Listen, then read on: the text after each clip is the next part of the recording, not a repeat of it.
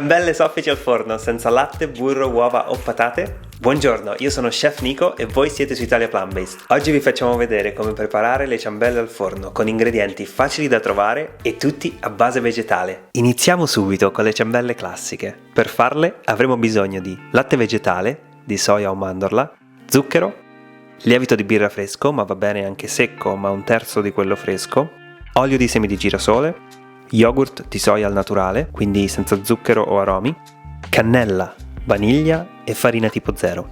Iniziamo scaldando il latte in un pentolino, poi lo trasferiamo in una ciotola. Il latte deve essere tiepido e non caldo, visto che ci andiamo a sbriciolare dentro il lievito. Se il latte è troppo caldo o troppo freddo, le nostre donuts non lieviteranno. Quindi sbricioliamo il lievito nel latte tiepido e lo facciamo sciogliere. Poi aggiungiamo subito lo zucchero mescolando, l'olio di semi di girasole, lo yogurt di soia, l'aroma di vaniglia e la cannella. Mescoliamo fino a che questi ingredienti liquidi sono ben amalgamati, poi possiamo iniziare ad aggiungere la farina. In questa versione classica delle ciambelle utilizziamo farina tipo 0. Più in là nel video ne faremo una versione con farine integrali per rendere le ciambelle ancora più saporite e nutrienti. Ma qui aggiungiamo la farina 0 un po' alla volta, mescolando con un cucchiaio di legno. Giriamo con il mestolo in modo circolare. Ovviamente potete fare questo lavoro in una planetaria, ma a noi piace farlo a mano. Facciamo in modo che il liquido assorba tutta la farina prima di aggiungerne altra. Continuiamo a mescolare con il cucchiaio di legno fino a che finiamo la farina. Ecco, il composto inizierà ad essere elastico. Quando non ce la facciamo più a girare, trasferiamo il composto su una tavola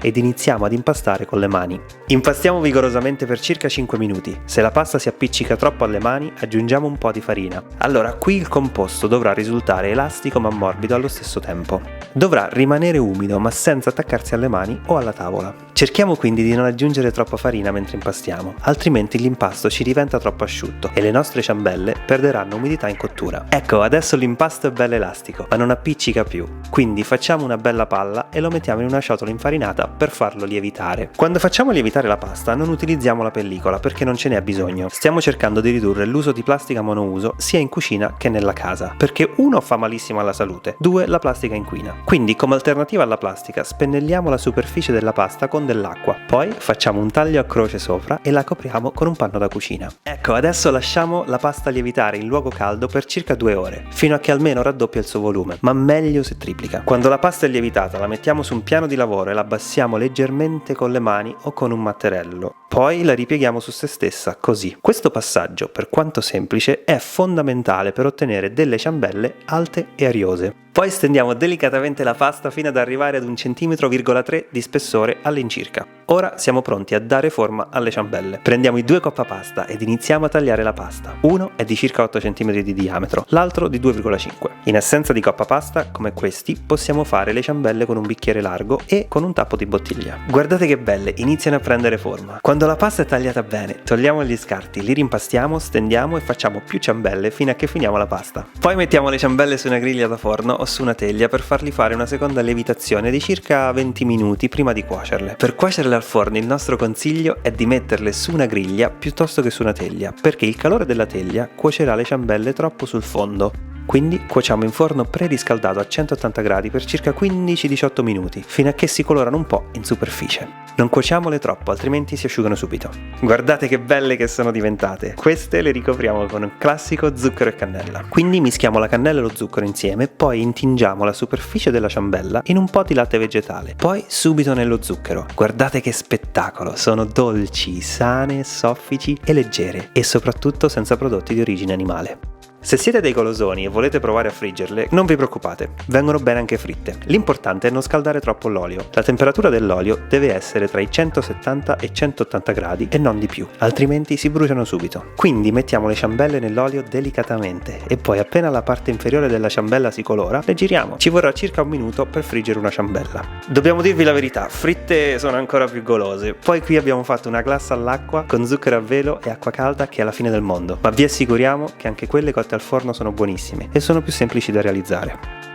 Ok, ma non ci fermiamo qui, vogliamo vedere se è possibile sostituire la farina 0 con farine meno raffinate e ottenere ciambelle che sono buone e soffici come quelle di prima. Questa è la ricetta delle nostre ciambelle integrali ricoperte di cioccolato fondente fuso. Le dosi sono le stesse di prima, ma qui ci serviranno 2 farine, 50% farina di tipo 2 e 50% farina integrale. Come prima scaldiamo il latte giusto un po', ci sciogliamo dentro il lievito, poi aggiungiamo lo zucchero. Abbiamo sostituito lo zucchero raffinato con lo zucchero di canna grezzo, che secondo noi ha un sapore buonissimo. Poi aggiungiamo olio, yogurt di soia, vaniglia e invece della cannella ci mettiamo la scorza di un arancio bio, perché arancia e cioccolata insieme sono la fine del mondo. Anche qui aggiungiamo le farine un po' alla volta, mescolando con un cucchiaio di legno fino a che la pasta è bella elastica e possiamo spostarla su un piano di lavoro per impastarla a mano. Impastiamo per circa 5 minuti vigorosamente, aggiungendo un po' di farina se ci si appiccica alle mani. Qui la pasta sarà meno elastica di quella con la farina zero, perché quando lavoriamo con farine integrali, il glutine, nonostante ce ne sia di più, fa fatica ad attivarsi. Ma non succede niente, vedrete che le donuts ci vengono bene lo stesso. Come prima mettiamo la pasta a lievitare con una spennellata di acqua sopra e poi sempre nel forno tiepido per almeno 2 ore. Una volta lievitata la schiacciamo un po' con le mani e la ripieghiamo su se stessa un paio di volte, così. È molto importante fare questo passaggio, altrimenti le ciambelle non crescono. Poi la stendiamo circa 1,5 cm e la tagliamo con il solito coppapasta. Continuiamo a fare altre ciambelle con i ritagli fino a che finiamo tutta la pasta. Poi, quando le ciambelle sono pronte, le disponiamo su una griglia ricoperta con il nostro tappetino di silicone e le lasciamo lievitare per altri 20 minuti circa. Preriscaldiamo il forno a 180 gradi e cuociamo le nostre donuts vegane e integrali per circa 15 minuti. Mentre cuociono prepariamo la glassa di cioccolata. Tagliamo il cioccolato fondente con un coltello, oppure possiamo anche usare gocce di cioccolata fondente per fare prima. Poi mettiamo una ciotola a bagnomaria e ci mettiamo dentro il cioccolato. Noi non sciogliamo il cioccolato direttamente sul fuoco perché si rovina facilmente. A bagnomaria andiamo sul sicuro. Ecco, guardate come si squaglia bene. Le nostre ciambelle integrali sono pronte, guardate che belle, sono cresciute tanto. Le facciamo raffreddare giusto qualche minuto, poi le prendiamo una per una ed immergiamo la superficie nel cioccolato fuso. Poi le disponiamo su una griglia e ci mettiamo sopra delle scorzette di arancia candita. Adesso, se ci riuscite, aspettate che il cioccolato si solidifichi, prima di divorarvele tutte in un colpo solo come ho fatto io. Il sapore delle farine integrali con l'arancia e il cioccolato fondente è veramente irresistibile.